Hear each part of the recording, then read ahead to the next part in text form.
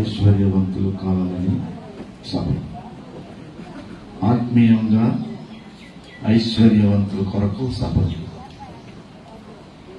బయట ఎక్కడున్నా కానీ ఈరోజు ఉచితంగా ఒక 1000 రూపాయలు అభివృద్ధి చెందేటట్టుగా ఏదన్నా పథకంలో డబ్బులు ఇస్తారంటే అందరికంటే ముందు లైన్లో నుంచుంటారు. కానీ దేవుని వాక్యం సమయానికి వినే సమయానికి దేవుని మందిరానికి వచ్చి ఇలాంటి సభల్లో భోజనాలు ఏర్పాట్లు కూడా ఇక్కడే ఉంటాయి. అయినా కానీ ఐశ్వర్యవంతులు కావాలి అనే సత్యానికి ఇంకా అర్థం కాక ఇలా ఆలస్యంగా వస్తూ ఉన్నారు. స్థానికంగా ఉన్నారు. బయట వాళ్ళంటే ప్రయాణాలు చేసేస్తారు. స్థానికులు ఆతిథ్యం ఇచ్చేవారు. అందుకని ఆసక్తితో ముందుగా వచ్చి ఈ 2 రోజులు ఈ యొక్క సభల దినాల్లో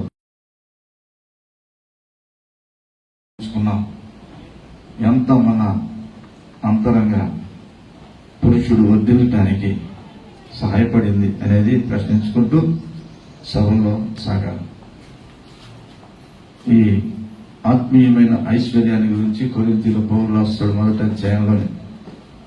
కనుక ఈ ఊరకనే ఏదో దేవునికి మనం డబ్బులు ఇచ్చాం కాబట్టి సభలు జరుగుతున్నాయి మేము కూడా ఇచ్చాం అనుకుంటానే కాదు. నేను ఏం తీసుకెళ్తున్నాను ఈరోజు, నా పర్సులోకి ఏమొచ్చింది, నా హృదయం దేనితో నింపబడింది, ఏమి నింపాను ఈ 2 రోజుల్లో, ఇది గుర్తుపెట్టుకుంటూ వాక్యమేనండి. ప్రభు నందు బలపడండి. 2.5 దినాలు ప్రయాణం చేసి వచ్చాడు సింగర్ మన ప్రాంతీయ సహవాసానికి. ఎందుకు వచ్చారంటే వారు ఆత్మీయంగా ఐశ్వర్యవంతులు. శ్రమ తెలియపరుస్తూ ప్రార్థన చేస్తున్నారు.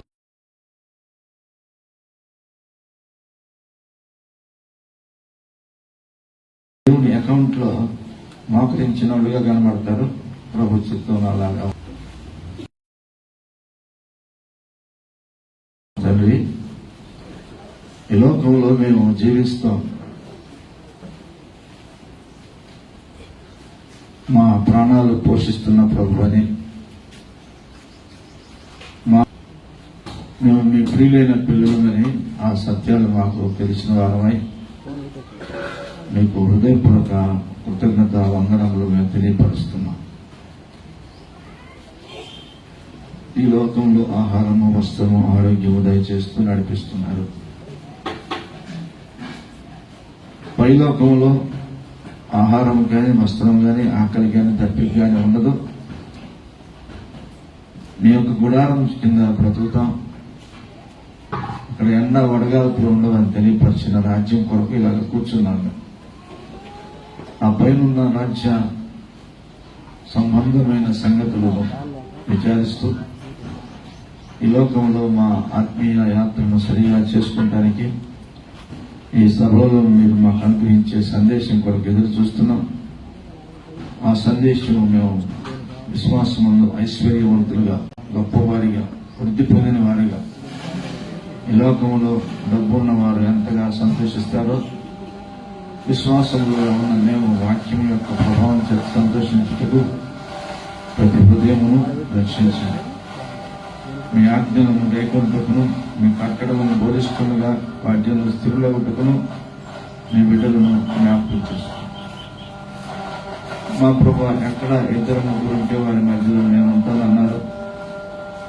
ప్రభు అలాగే మనుషులను మధ్యలోనే వాడు కూడా అపవాది కూడా వచ్చి మనుషులను లాలించి నిద్రపుచ్చేవాడుగా ఉంటాడు. అల్లరి చేస్తూ ఉంటాడు. వాడిని బంధించమని వేడుకుంటున్నాం.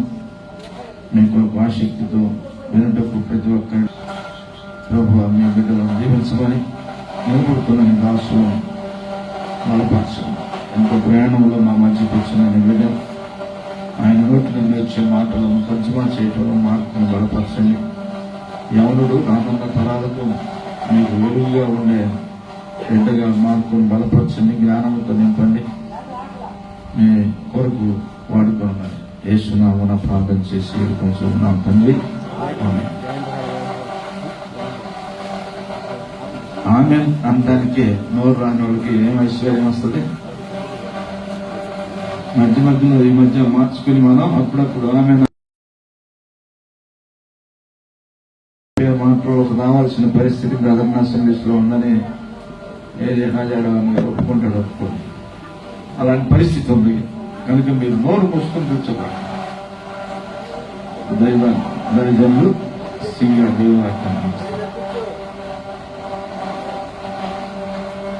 నేను ఇలా మళ్ళా చెప్పాలంటున్నాడు. మీరందరూ కూడా మీ మనసు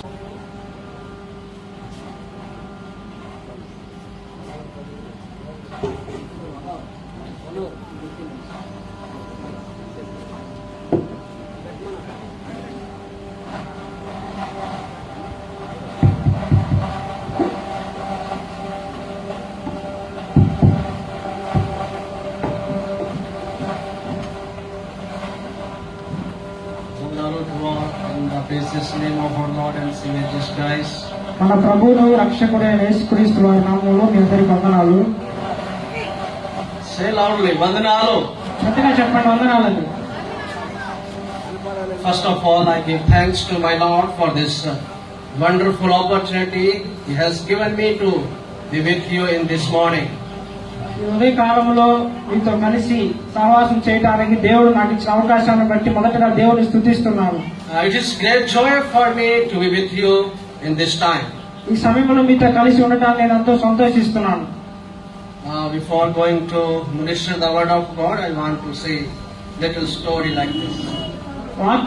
వాక్యానికి వెళ్ళబోయే ముందుగా నేను మీకు ఒక కథ చెప్పాలనుకుంటున్నాను. He stayed one day there. ఒక Days were going. ఒక రోజు, 2 రోజులు, 3 రోజులు అట్లా గడిచిపోతా ఉన్నాయి. For that family it was difficult to say him, Pastor Ji, go on.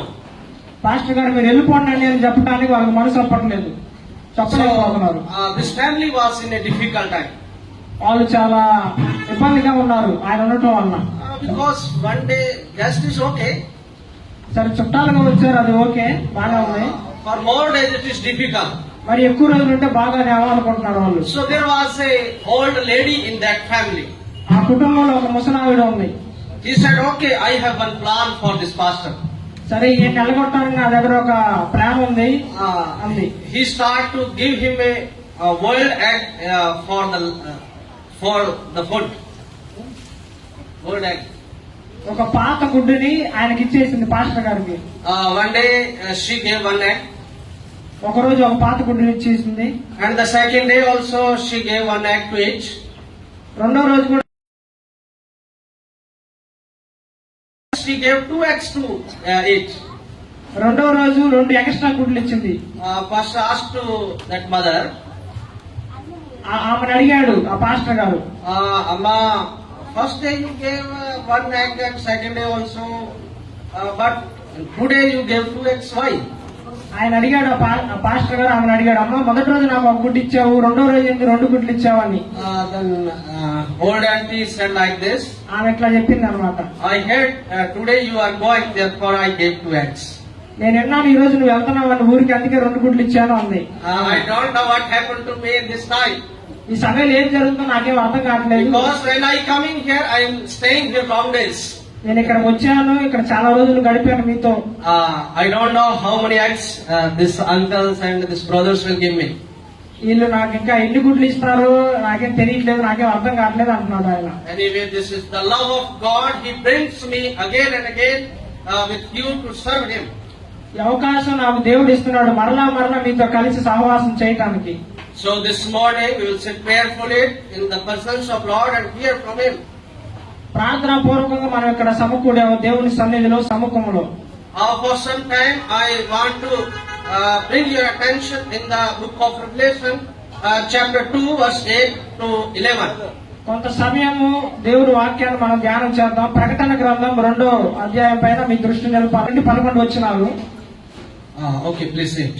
స్మరణలో ఉన్న సంఘపు దూతకు ఇలాగూ రాయము, మొదటి శ్రమను దరిద్రతను నేను ఎరుగుదును, అయినను నీవు ధనవంతుడవే. తాము యూదులమని చెప్పుకొనొచ్చు యూదులు కాక సాతాను సమాజపు వారి వలన నీకు కలుగు దూషణ నేను ఎరుగుదును.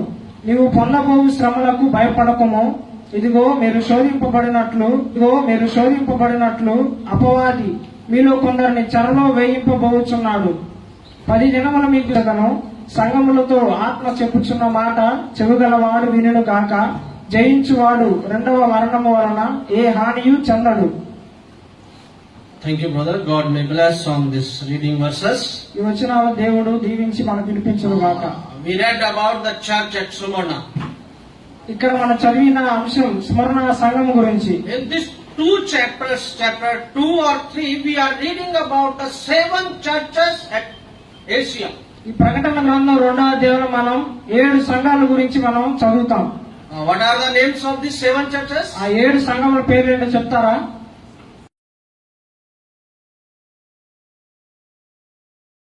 Okay. Thank you, brother. These are the. ఈ గ్రంథంలో ఈ అధ్యాయంలో ఈ 7 సంఘముల గురించి రాయబడి ఉంది. But when we read about all these 7 churches, మనం ఈ 7 సంఘాల గురించి చదివినప్పుడు God is presenting Himself to all these churches in the another way, not in the same way. దేవుడు తనకు తానుగా ఆ సంఘములతో మాట్లాడుతున్నప్పుడు ఒకే రీతిగా చెప్పట్లేదు. వేరు రీతుల్లో వేరు పద్ధతులతో వాళ్ళతో మాట్లాడుతున్నాడు సంఘాలతో. What He said to the church at Ephesus, ఎఫెసీ సంఘంతో ఆయన ఏం మాట్లాడాడు? He said Himself that the one who holds the 7 stars in His right hand. 7 నక్షత్రాలు తన కుడి చేత పట్టుకొని 7 దీప స్తంభముల మధ్య సంచరించువాడు చెప్పు సంగతులు ఏమనగా. And one who walked along the, and what He said to Smyrna, ఆ స్మరణ సంఘం గురించి ఆయన ఏం చెప్తున్నాడు? I am the first and the last, who was dead and has come to life, says this. ఆ సంఘంతో మాట్లాడేటప్పుడు ఆయన తనను తాను ఇట్లా బయలుపరుచుకుంటున్నాడు. నేను మొదటి వాడును కడపటి వాడునై ఉండి మృతుడై మరలా బ్రతికిన వాడును అని. What He said to Pergamon, పెరగమ సంఘం గురించి చెప్పుకునేటప్పుడు the ఆయన one ఏం who చెప్తున్నాడు? has the sharp sword in his hands. వాడి అయిన 2 అంచులు గల ఖడ్గము గలవాడు అని తన గురించి దేవుడు బయలుపరుచుకుంటున్నాడు ఇక్కడ. What He said, Theodora, flame of fire, అగ్ని జ్వాలల వంటి కన్నులు, అపరంజం పోలిన పాదములు, and His feet are like burnished bronze, says this.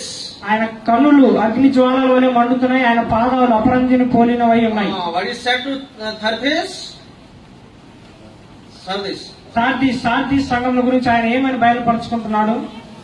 The God, He who has 7 Spirit of God, and He has 7 stars. 7 నక్షత్రములను దేవుడు 7 ఆత్మను గలవాడు అని బయలుపరుచుకుంటున్నాడు ఆయన. To these 7 churches, God says about Himself in the different ways. దేవుడు తనను గురించి తాను 7 సంఘములకు బయలుపరుచుకునే సమయంలో వేరు రీతుల్లో వేరు పద్ధతుల్లో చెప్పుకుంటున్నాడు ఆయన గురించి. ఆయన But in the given time, I want to say about the church at Smyrna. ఈ సమయంలో నేను స్మరణ అనే సంఘం గురించి చెప్పడానికి ఇష్టపడుతున్నాను. What is the meaning of Smyrna? స్మరణ అంటే దాని అర్థం ఏంటి? What is the meaning of Smyrna? స్మరణ అంటే అనగా దాని అర్థం. Smyrna is a name of a place. స్మరణ అనేది ఒక స్థలం పేరు అది. But along this, Smyrna is a thing. కానీ స్మరణ అనేది ఒక స్థలం, అదే రీతి ఒక వస్తువు, ఒక item. Thing means Smyrna meaning is what to say is in the time of the birth of Jesus Christ, 3 wise men came and they had something in their hands. యేసు ప్రభు పుట్టినప్పుడు ఆయన దగ్గరికి 3 వ్యక్తులు వచ్చారు కదా, జ్ఞానులు వచ్చారు కదా. The one has gold in hand. 3 వచ్చారు, అందులో ఒకరి దగ్గర బంగారం ఉంది. Second one has fragrance in hand. రెండో అతని దగ్గర సాంబ్రాణి ఉంది.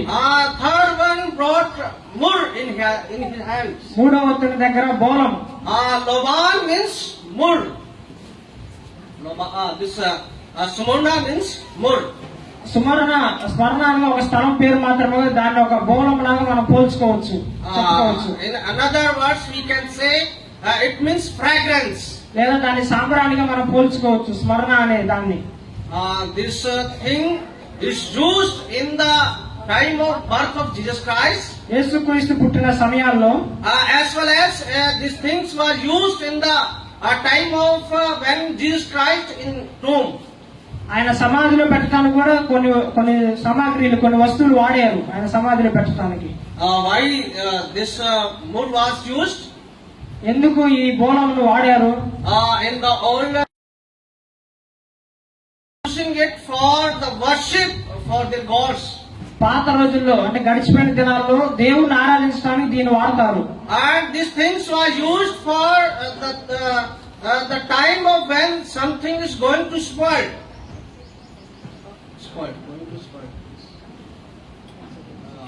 This thing was used to when the things is going to spoil. కొన్ని సందర్భాల్లో ఏమన్నా దేవుని ఆరాధించడానికి వాడతారు, కొన్ని సందర్భాల్లో కొందరు వ్యక్తులు దాన్ని పాడు చేయడానికి వాడతారు. In the another word I say when the things is going, this mood is people were using this. ఆ చెడ్డవాటిని పాడు చేయడానికి వాడే ఆ సమయంలో మనం ఈ బోళాన్ని వాడతాం మళ్ళీ. So I think you understand what is the meaning of Smyrna. స్మరణ అంటే ఏందో మీకు అర్థమైందని నేను అనుకుంటున్నాను. It is a mold. అది ఒక బోళము, It is a fragrance. అది ఒక సాంబ్రాణి, సువాసన, పరిమళం. Or the people were using it by the time of worship of their gods. వాళ్ళ దేవుణ్ణి వాళ్ళ దేవుని వాళ్ళు ఆరాధించుకునే సమయంలో వీటిని వాడతారు. When the things were going to spoil, people were using for that. కొన్ని సందర్భాల్లో చెడు పనులకు అంటే పనికిరాని పనులు కూడా కొందరు వాడతారు వీటిని. Means bad smell should not come from that place. కానీ చెడు సువాసన అనేది ఆ స్థలం నుంచి రాదు. For that people were using this wood. అట్లా రాకుండా ఉండాలని చెప్పేసి బోళాన్ని, సాంబ్రాన్ని వాడతారు. What is the meaning of Smyrna? స్మరణ అంటే అర్థం ఏంటి? It is a mold or fragrance. అదొక బోళము లేదా సాంబ్రాణి అని చెప్పొచ్చు. But study about this church at Smyrna. What Lord said about himself to this church? తనను గురించి తాను ఈ సంఘమునకు ఏమని చెప్పుకుంటున్నాడు? What he said we read already. మనం ఆల్రెడీ చదివాం, అంతకుముందే చదివాం మనం. I am the first and the last. నేను మొదటి వాడను, కడపటి వాడను. Who was dead and has come to life. మృతుడు నేను చనిపోయాను కానీ మరలా బ్రతికాను అని చెప్పుకుంటున్నాడు దేవుడు. And what was the condition of this church? ఈ యొక్క సంఘం యొక్క పరిస్థితి, ఆ స్థితి ఏంటి? ఏ స్థితిలో ఉంది ఈ సంఘము? We read in verse 9. 9వ వచనంలో మనం చదివాం. What was the condition of the church? ఆ సంఘం ఏ స్థితిలో ఉంది? They were very poor. వాళ్ళు చాలా పేదవారు. At the same time, the word of God says they were rich. వాళ్ళు పేదవాళ్ళు, నిరుపేదలు అయితే అదే సమయంలో దేవుడు చెబుతున్నాడు కానీ నువ్వు ధనవంతుడివే అంటున్నాడు. వాళ్ళు పేదవాళ్ళు కానీ మళ్ళీ ధనవంతులు. They were poor. వాళ్ళు పేదవాళ్ళు, నిరుపేదలు. At the same time, they were rich. అదే సమయంలో వాళ్ళు ధనవంతులు కూడా. Can you say to a man, in another word, the one who don't have good house, can you say you are rich? చెప్తారా ధనవంతుడని? Or the one you are rich? సరైన బట్టలు. But in the eyes of world, these Smyrna peoples were very, very poor. ఈ ప్రపంచం దృష్టికి లేదా ఈ మనుషుల దృష్టికి ఈ స్మరణ అనే సంఘం చాలా నిరుపేదగా ఉంది. But in the eyes of God, they were rich. కానీ దేవుని కళ్ళతో చూస్తే లేదా దేవుని దృష్టితో చూస్తే అది చాలా ధనవంతమైన సంఘంగా ఉంది. Understanding? అర్థమవుతుందా మీకు? In the eyes of people, this church at Smyrna's people were very poor. ప్రపంచానికి లేదా జనాలతో వాళ్ళ కళ్ళతో చూస్తే స్మరణ అనే సంఘం చాలా పేదగా ఉన్నట్టు కనిపిస్తుంది. Because they would not have good house or bank balance or good clothes. ఎందుకంటే వాళ్ళందరూ సరైన బట్టలు ఉన్నాయా లేవా, మంచి ఇల్లు ఉందా లేదా, డబ్బులు ఉన్నాయా లేదా అని చూస్తారు జనాలు. Their condition was very critical. వాళ్ళ పరిస్థితి చాలా ఇబ్బందిగా ఉంటుంది. But same time Lord says, in the eyes of Lord they were rich. వాళ్ళు పేదగా ఉన్నారు, నిరుపేదలుగా ఉన్నారు అని చెప్పేసి ప్రపంచం అంతా చూస్తా ఉంది, జనులందరూ చూస్తున్నారు. కానీ దేవుని దృష్టిలో మాత్రం అది చాలా ధనవంతులుగా ఉన్నారు వాళ్ళు, సంఘం వారంతా. Understanding? అర్థమవుతుందా? So this time I want to say this assembly. ఈ స్మరణ అనే సంఘం గురించి మూడు ముఖ్యమైన విషయాలు మీతో చెప్పాలని నేను అనుకుంటున్నాను. Why Lord says you are rich? ఎందుకు దేవుడు అది ధనవంతుడు, ఆ సంఘంలో ఉన్న వారందరూ ధనవంతులు అన్నట్టుగా ఎందుకు చెప్పాడు ఆ మాట? I want to speak more with you, but there is a problem, that is language. నేను మీతో చాలా చెప్పాలని అనుకుంటున్నాను కానీ కొంచెం భాష ఇబ్బంది ఉండటం వలన I చెప్పలేకపోతున్నాను. am the man who speaks always Punjabi or Hindi. నేను హిందీ, పంజాబ్ మాట్లాడే వ్యక్తిని. I know English, but it is difficult to preach in English because I don't have habit. నాకు ఇంగ్లీషు వచ్చు కాదు, అంతేం రాదు. హిందీ, పంజాబ్ అయితే నాకు వచ్చు, అంత అలవాటు కూడా నాకు లేదు. ఇంగ్లీష్ మాట్లాడే అలవాటు కూడా నాకు లేదు. But in this time we will try to speak. కానీ ఈ సమయంలో మనం ప్రయత్నం చేద్దాం ఇంగ్లీష్ లో చెప్పడానికి. I will try you to understand about the richness of this Smyrna.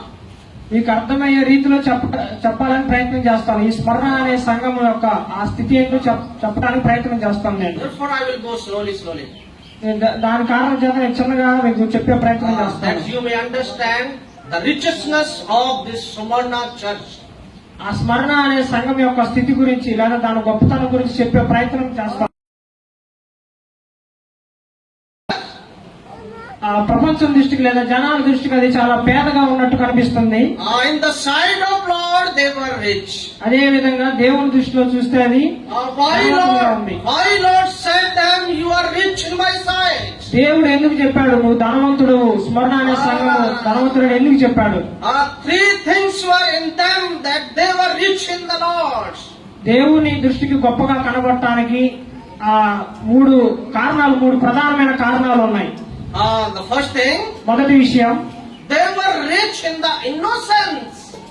వారు దేవుని యొక్క సముఖంలో innocence, there was no fault in this assembly, people. ఆ సంఘంలో ఎటువంటి తప్పు అనేది లేదు. స్మరణ అనే సంఘము వారిలో. When you read about other churches in these books, ఈ అధ్యాయంలో మీరు ఇతర సంఘాల గురించి మీరు చదివినట్లయితే, or in these 2 chapters when you read about these 7 churches, ఈ రెండో అధ్యాయంలో ఉన్న 7 సంఘముల గురించి మీరు చదివినట్లయితే, when you read about the Ephesus, ఎఫెసీ సంఘముల గురించి మీరు విన్నట్లయితే, when you read about the పెర్గమ సంఘముల గురించి మీరు Theophilus, Sardis or other churches, Philadelphia, Sardis, మిగిలిన సంఘాల in the గురించి, every churches there was fault in them.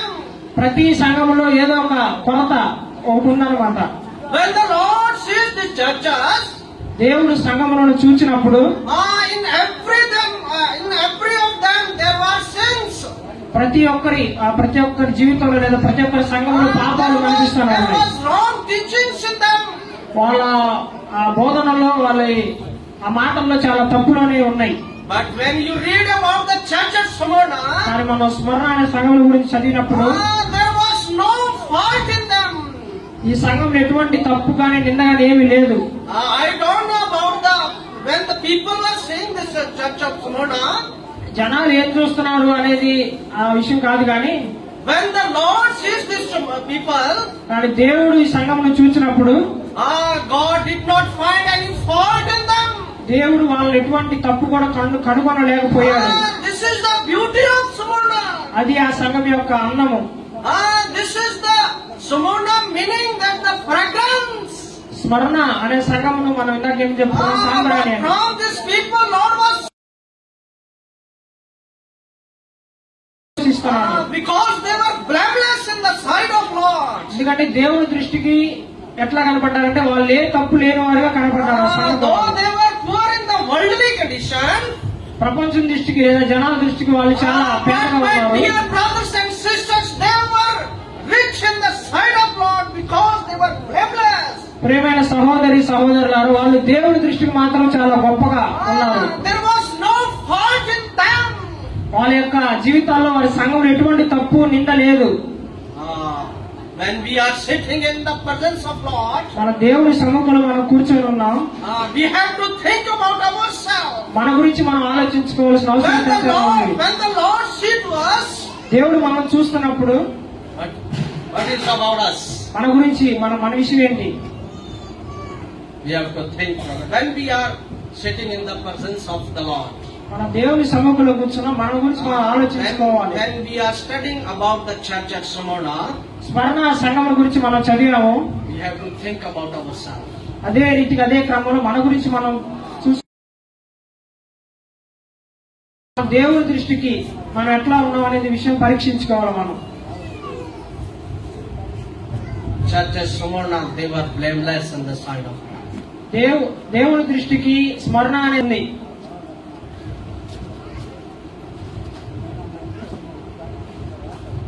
We have to think. మనం ఈ సమయంలో మనం ఆలోచించాలి. God not sees about our bank balance. దేవుడు మన అకౌంట్ లో ఉన్న డబ్బులు We do more the things which people likes. ఇతర అన్ని జనులు ఇష్టపడే వాటిని ఇష్టపడుతున్నట్టుగా దేవుడు కూడా మన నుండి అవి కావాలని అనుకుంటున్నాడా? ఆయన He wants from us. మన నుండి దేవుడు ఏం కోరుకుంటున్నాడు? It doesn't wrong that we bring offering in the assembly hall. దేవుని సన్నిధి కానుకలు దేవతలు అర్పణలు అర్పించడానికి తప్పేం కాదు, కానీ It doesn't wrong that we brings we wears good clothes and come to in His presence. దేవుని సముఖానికి వచ్చినప్పుడు He wants that we also be a blameless people in His. ఇదంతా ఓకే బాగానే ఉంది, కానీ దానికంటే ఎక్కువగా కూడా దేవుని దృష్టికి మనం నిందారహితులుగా నిందలేని వారిగా ఉండాలని ఆయన కోరుకుంటున్నాడు. As we read in the Ephesians chapter 5 verse 27, ఎఫెసీయులకు రాసిన పత్రిక 5:27 మనం చదివాము. He wants that we holy in the sight of Lord. దేవుని ఎదుటికి లేదా దేవుని దృష్టికి పరిశుద్ధమైన వారిగా ఉండాలని కోరుకుంటున్నాడు. He wants from us that we also be like a Smyrna as a blameless. ఉండాలని దేవుడు కోరుకుంటున్నాడు. How this church was rich in the sight of Lord? My Lord said, "You are rich." ఎందుకు అది చాలా గొప్పది ఆ సంఘము, ధనవంతుడు అయిన సంఘం అని ఎందుకు చెప్పాడు దేవుడు? Why is that? ఎందుకు? ఒక పాయింట్ చెప్పాను already. Why? They were blameless in the sight of Lord. వాళ్ళు నిందలేని వారిగా నిందారహితులుగా ఉన్నారు, అందుకని చెప్పాడు దేవుడు ఆ మాట. The second point. రెండో విషయం, రెండో పాయింట్,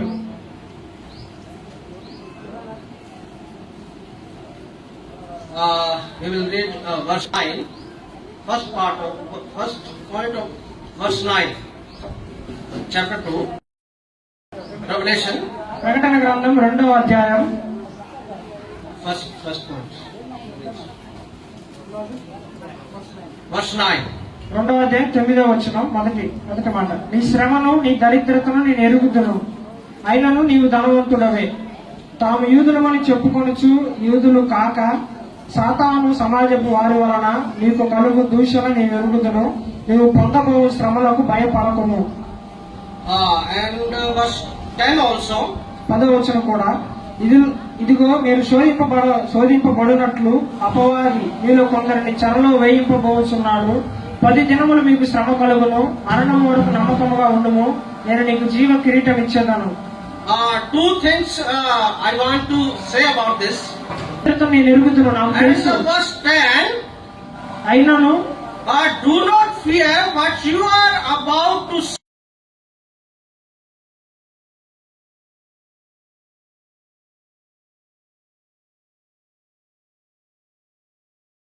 ఏంటంటే They were rich in the braveness. వాళ్ళు ఆ సంఘం వారంతా ధైర్యవంతులుగా ఉన్నారు, అది రెండో విషయం. They were rich in the braveness. వాళ్ళు ఆ ధైర్యంగా ఉండే ఆ విషయంలో చాలా ధనవంతులు. They were ready to suffer for His Lord. దేవుని కోసం శ్రమలు పాలవటానికి, హింసలు పాలవటానికి వాళ్ళు సిద్ధంగా ఉన్నారు. They were not running far from the this what to say, this troubles or these problems. శ్రమలు, ఇబ్బందులు, కష్టాలు వచ్చినప్పుడు వాళ్ళు పారిపోవాలని అనుకోవట్లేదు, వారు సిద్ధంగా ఉన్నారు. They were not running away from this. అక్కడ నుండి వారు పారిపోవాలని వారు అనుకోవట్లేదు. They were very brave to face all the sufferings for their Savior. శ్రమలు, కష్టాలు, ఇబ్బందులు ఎదుర్కోవడానికి వాళ్ళు చాలా ధైర్యంగా ఉన్నారు. What about us, dear brothers and sisters? ప్రియమైన సహోదరి సహోదరులారా, మన గురించి As we are the church of Jesus Christ, మన దేవుని ఆలయంగా మనం ఉన్నాము. are you ready to suffer for Him? దేవుని కోసం శ్రమ పడేవాడిగా దేవుని కొరకు What He wants from us? ఆయన మన నుంచి ఏం ఆశిస్తున్నాడు ఆయన? We will read 2 verses from the 1 Peter. మొదటి పేతురు పత్రిక నుండి మనం 2 వచనాలు చదువుదాం. 1 Peter chapter 2. మొదటి పేతురు రాసిన మొదటి పత్రిక 2వ అధ్యాయం Chapter 2, verse 19 or 20. పేతురు రాసిన మొదటి పత్రిక 2వ అధ్యాయం 19-22 వచనాలు చదువుదాం. ఎవడైనా అన్యాయంగా శ్రమ పొందుచు దేవుని గురించిన మనస్సాక్షి కలిగి దుఃఖము సహించిన ఎడల అది హితమగును. తప్పిదమునకై దెబ్బలు తినినప్పుడు మీరు సహించిన ఎడల మీకు ఘనము. తప్పిదమునకై దెబ్బలు తిన్నప్పుడు మీరు సహించిన ఎడల మీకేమి ఘనము. మేలు చేసి బాధపడినప్పుడు మీరు సహించిన ఎడల అది దేవునికి హితమగును. ఇందుకు మీరు పిలువబెడితిరి.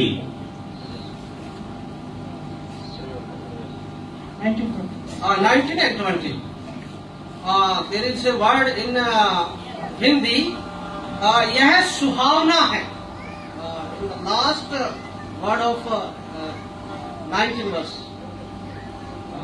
దుఃఖం సహించిన ఎడల అది హితమగును.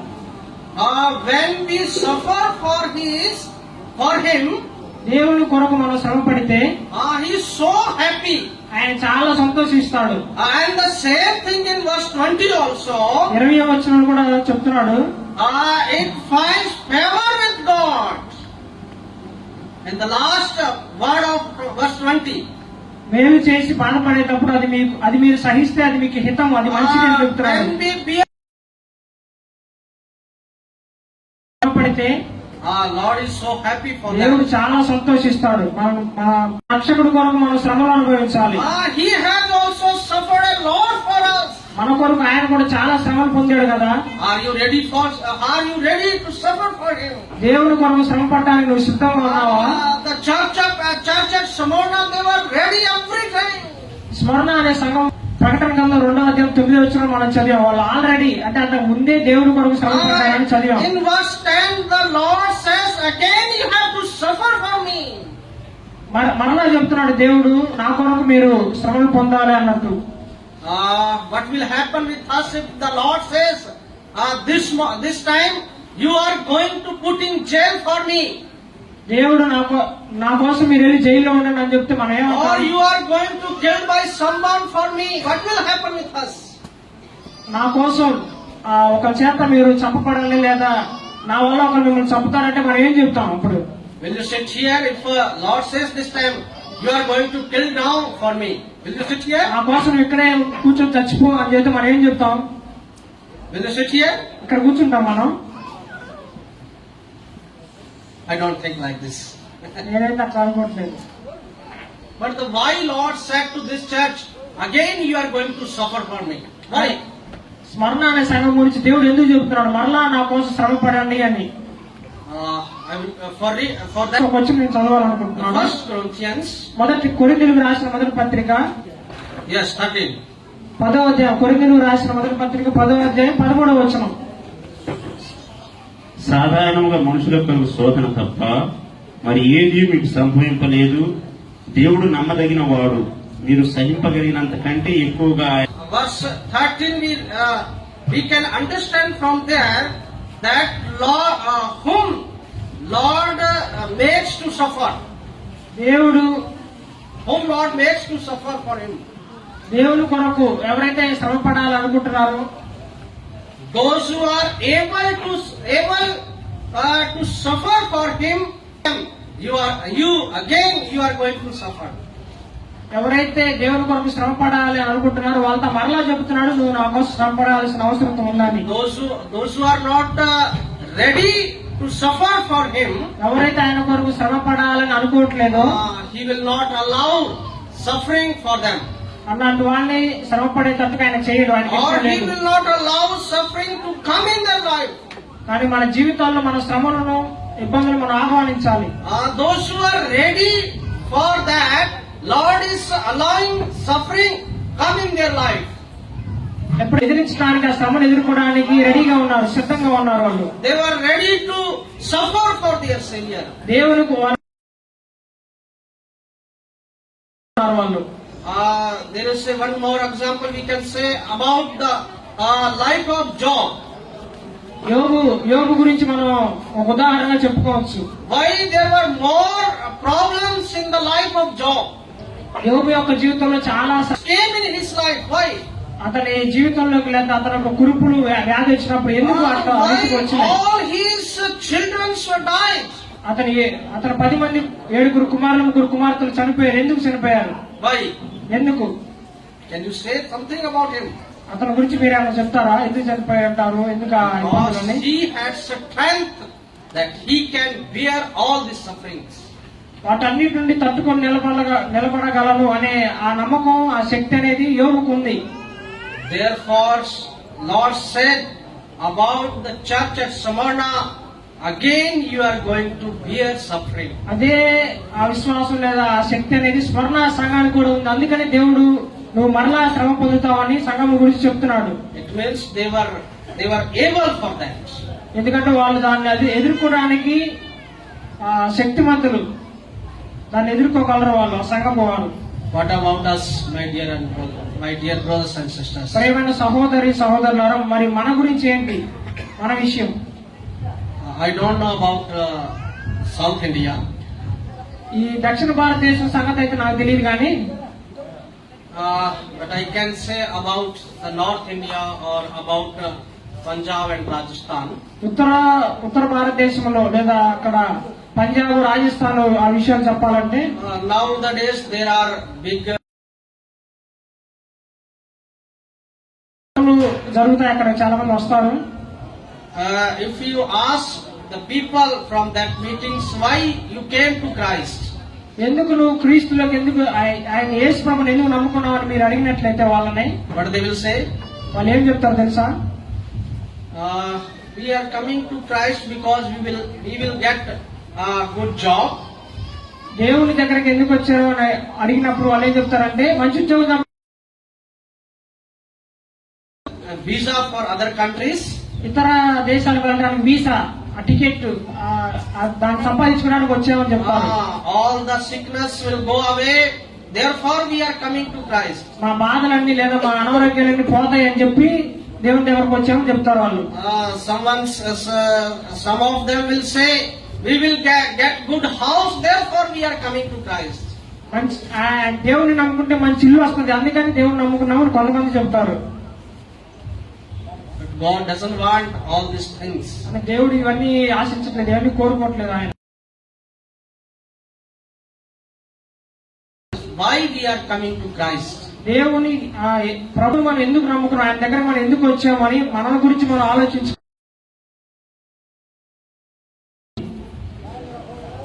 Why we are coming to Christ? మనం క్రీస్తులోనికి ఎందుకు వచ్చాం? To be rich in the worldly things? ఆ బాహ్యమైన వాటి గురించి, వాటిని సంపాదించుకోవడానికి వచ్చామా? Or we want to reach in Christ?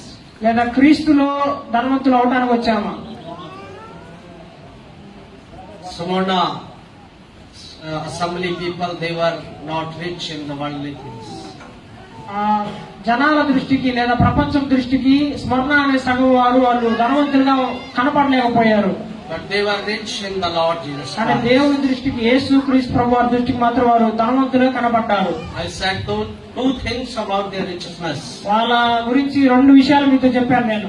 But what are these two things? ఆ 2 విషయాలు ఏంటి?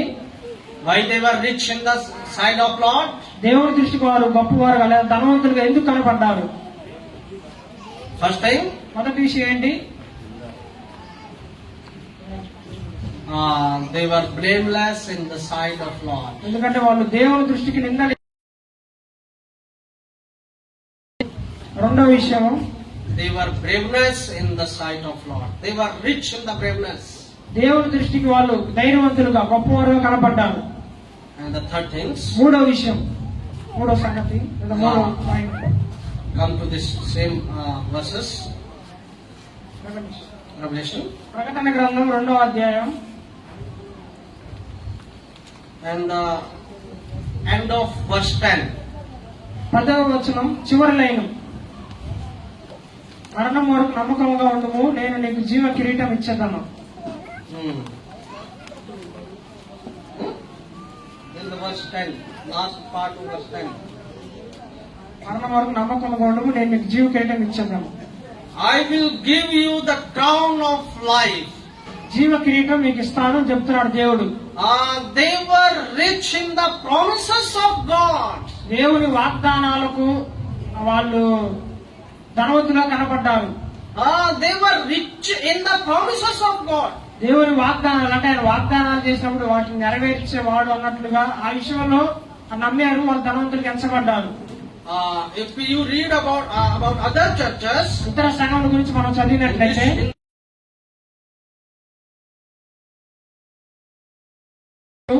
in this world they do not have good clothes. God said one day you are going. My dear, the wealth we have in this world, మనం ఈ wealth, means money or everything. మనం ఈ లోకంలో ధనవంతులుగా లేదా అన్ని ఉన్న వారికి మనం ఉన్నట్లయితే This wealth one day it will finish, it will destroy. ఇక్కడ ఉన్న ఆస్తి అంతస్తులు లేదా బంగారు ఇదంతా ఒక రోజు నాశనం అవుతుంది. Worldly wealth we cannot take to heaven. ఇక్కడ ఉన్న ఈ వస్తువులు క్షయమైన వీటినేవి మన పరలోకం తీసుకెళ్ళడానికి కుదరదు. What Lord said said to His people, దేవుడు తన ప్రజలకు ఏం చెప్తున్నాడు?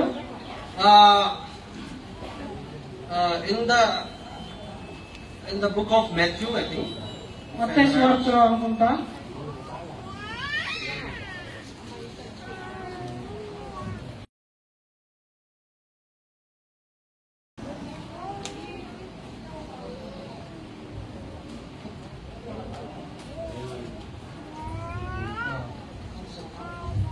Topic about that worldly, there is a bonds where you are collecting your pleasure.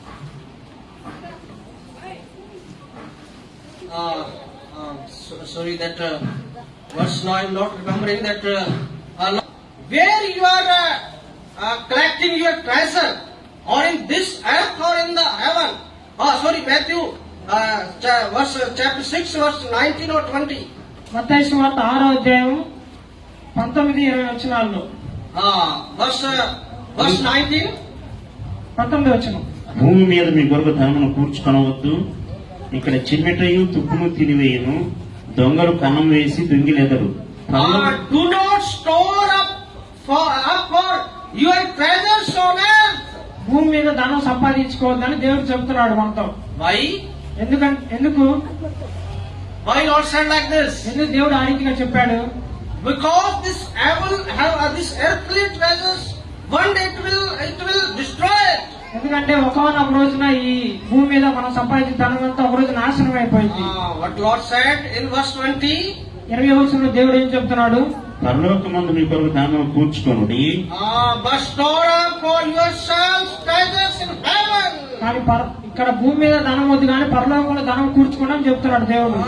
Which treasures we can take in the heaven?